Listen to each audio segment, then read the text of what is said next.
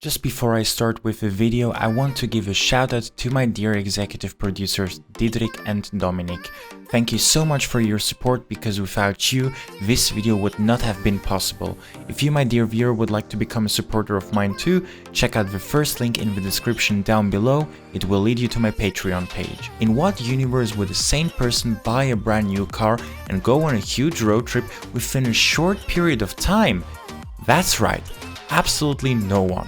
Except me, of course. It is also the very first time I do such a road trip on my own, so that is also something what is quite special for me. In this video I want to show you guys how the car behaves on the road during a long drive, the fuel consumption, and also share with you the places I've driven past. Anyway, since I'm from Switzerland, of course I'm going to start here. Let's go to the next country where I'm going to give you a quick interlude, Austria. And as usual, the affair with the toll sticker. So this one is the 2024 one, and it got more expensive, €11.50. And now it's gonna be right up there next to the Swiss one. Give me just a second. Oh no, this will not work properly, I think. Well, maybe it will work like this. Yeah, this will work fine. Let's just peel it off. Put it right up there. Well done. Let's continue the drive. So far the drive has been quite pleasant, with some little raindrops here and there, and as quickly as I got into Austria, I already left it and came into Germany. Unlike other people who love to chase down the autobahn, I just stayed within my comfort zone and continued driving at a relaxed 130 km per hour. And let me tell you, it pays off driving slowly. The speedometer claims an average fuel consumption of 5.3 liters per 100 kilometers, which is terrific for a car this size and with 186 horsepower. The fuel consumption since start shows 5.5 liters per 100 kilometers though, which is more in line with the constant 130 kilometers per hour driving. Munich is quite a busy city, so the speed limit on the central ring road is at only 60 kilometers per hour. At least the traffic is fine. It's not super dense, but there are still a lot of cars nevertheless. The best thing is of course the scenery as soon as you leave Munich. I swear the snow-covered summits are truly breathtaking.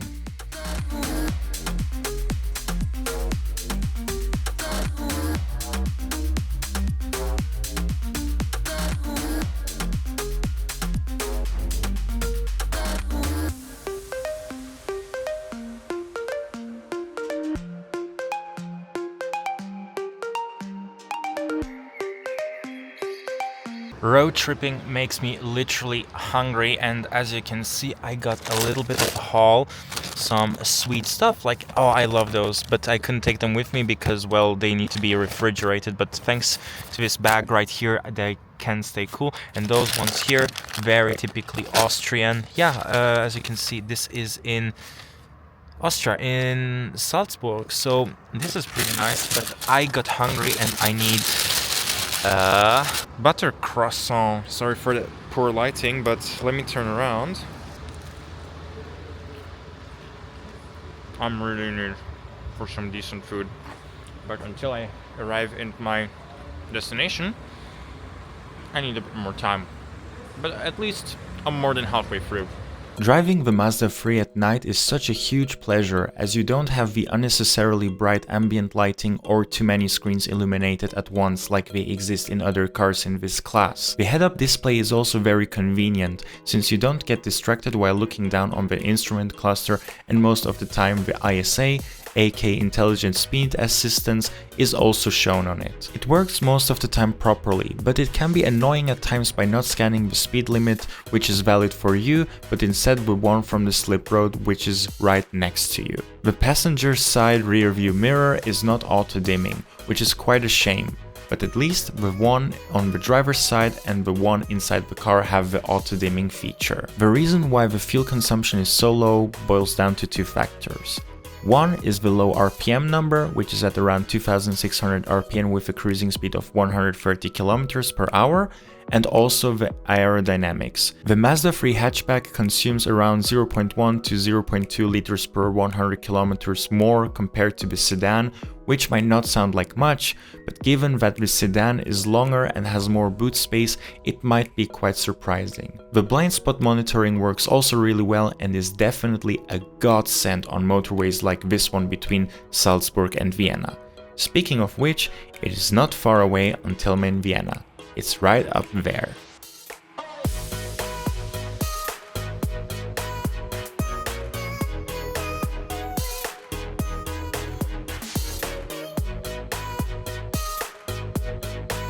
Alright guys, halfway there. I'm here in some hotel which was actually recently opened, and I got it for a reasonable rate of 50 euros per night. Like, it's amazing, and it's one of the nicest rooms in the hotel, and I just decided, well, if all rooms cost like this much, I'm just going for the best one available, right? I'm going to put here in some pics inside because I'm not going to do a room tour on it because, well, it doesn't have many facilities to begin with, but for that, for what I pay and for what it is, it's superb. And the best thing, it got an underground parking garage, which is for free for all the guests in here.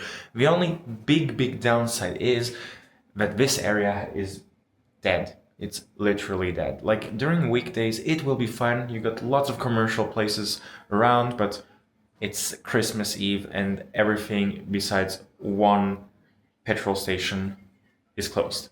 For me, this place has a very important strategic location because it's literally halfway between Zurich and Belgrade. It's kind of in the middle because, well, there is a border between Hungary and Serbia, and I hope that there will be no traffic jams. But in order to find that one out, I gotta go to sleep, and you will see me tomorrow. Good night.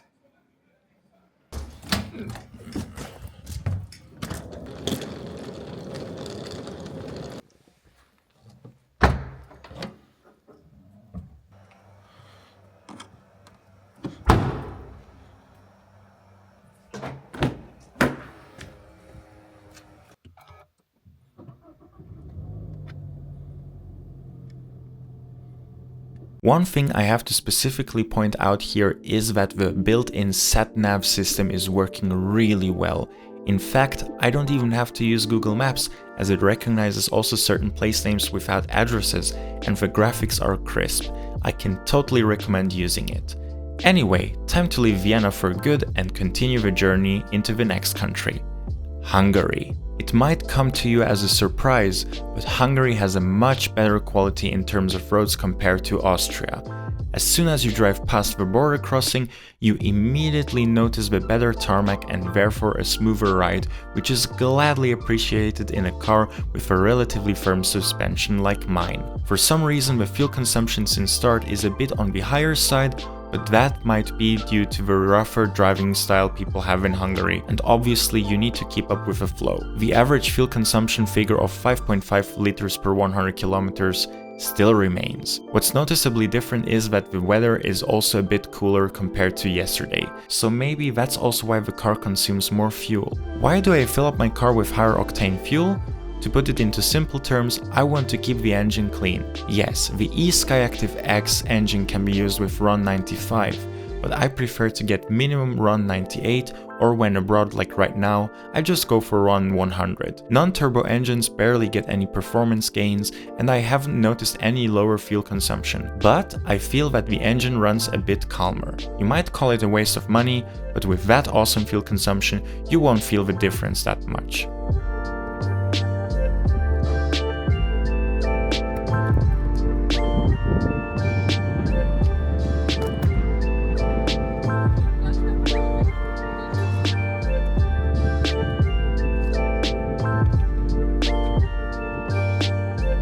Not much left until we get to Röszke, and honestly speaking, I'm very excited to arrive finally in Serbia. And so far I just filled up for the second time. This time I filled up a bit more than last time because I was only left with around 20 kilometers left of range. I think I could have pushed a bit further until the next petrol station, but I didn't want to risk it because I do not want to get into any mishap. so that's why I filled up right here right now, again with 100 octane fuel. So I hope that this is going to keep up the range as much as possible.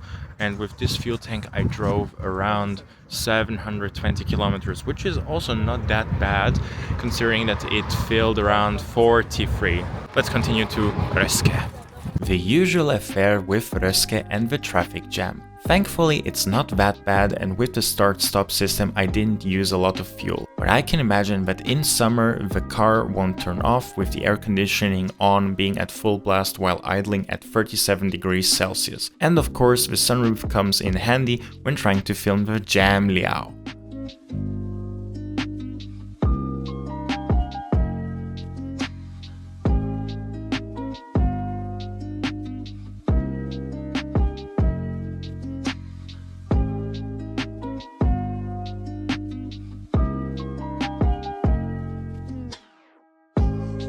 I finally arrived in Serbia, and thanks to that little trip, I got to know my brand new car better.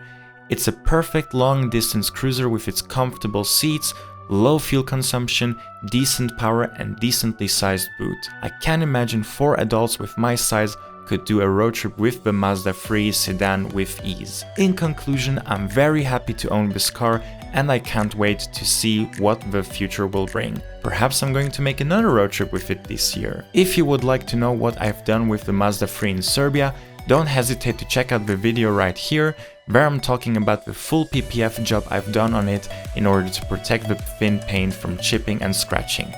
That was it from my side, and I hope to see you in the next one. Bye bye!